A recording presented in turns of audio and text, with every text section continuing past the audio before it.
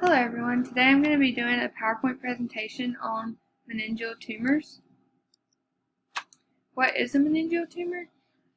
This is a tumor found in the brain. It's often benign and slow growing. It arises from the dura, which is one of the meninges. They typically surface on the brain and spinal cord, and symptoms include change in vision, headaches, hearing loss, loss of smell, ringing in the ears, seizures, weakness in your arms and legs, and language difficulty. There are multiple stages of meningiomas. Grades 1 and 2 are typically benign. Grade 1 they consider low grade and most common. Grade 2 is atypical, and it's a mid-grade tumor with a higher chance of coming back. And these subtypes include choroid and clear cell membranes. A grade 3 meningioma is often cancerous, and it's anaplastic.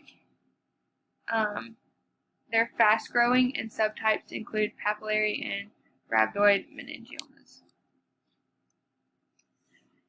This affects the quality of life based on location. Patients may suffer from a wide variety of signs and symptoms and problems with the physical, psychological, and social domains, even after long term, meaning that even after they've been diagnosed and people find out, they still suffer with like the physical side of it.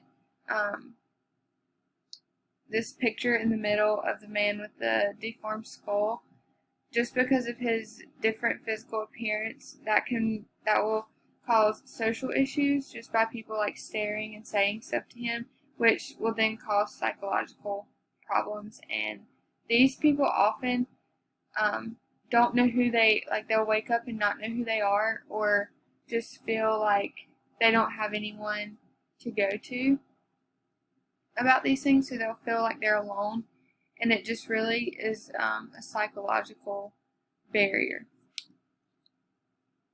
Can these be prevented? There's no clear prevention method for meningiomas because there's really no research on the cause or what may cause a meningioma. They're just kind of there. Are there any treatments? Yes, there are lots of different treatments. Surgery, radiation, chemotherapy, and clinical trials are all treatment methods. Usually the doctors will do an MRI or CT scan, and then depending on how big it is or what grade it is, they'll do a surgery, and then after surgery they'll do radiation or chemo to make sure that they don't come back. But usually surgery takes care of meningiomas and they don't come back.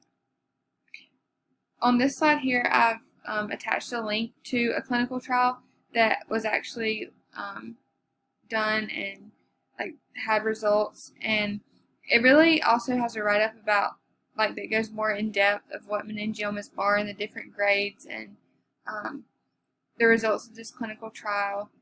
And it was just really cool to see, even though it's a very normal brain tumor, how it really does affect the body in its own way.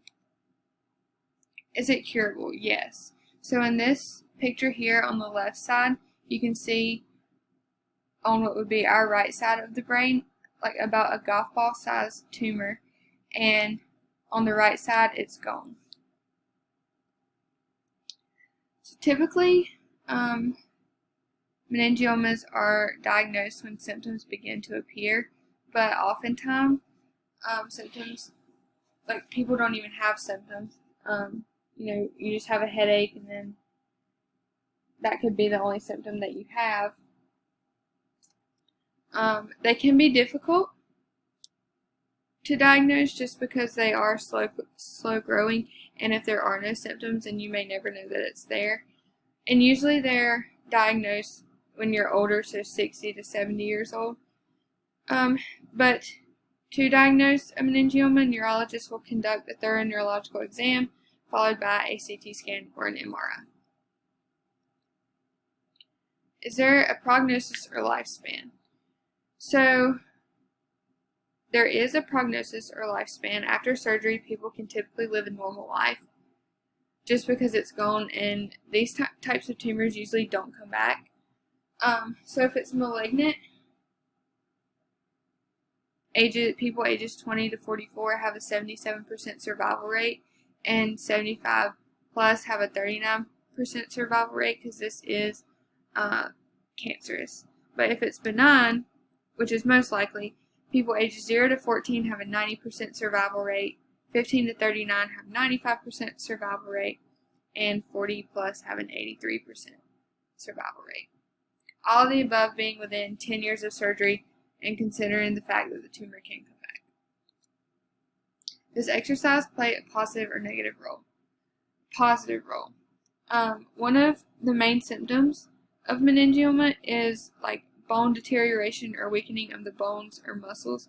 So strengthening exercises could help a lot with just making sure that your bones and muscles and stuff are still strong and are still able to keep up with your everyday activity. So the financial cost,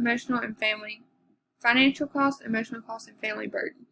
The financial cost is about $13,000 just for surgery, but that does not include doctor's appointments before and after, any scans that you may need, or like the after home care if you need that.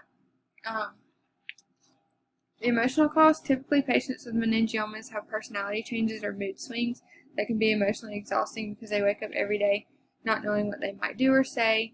They have no control over who they are, and it's also very emotionally exhausting on the people around them and who are taking care of them, which leads into being a family burden.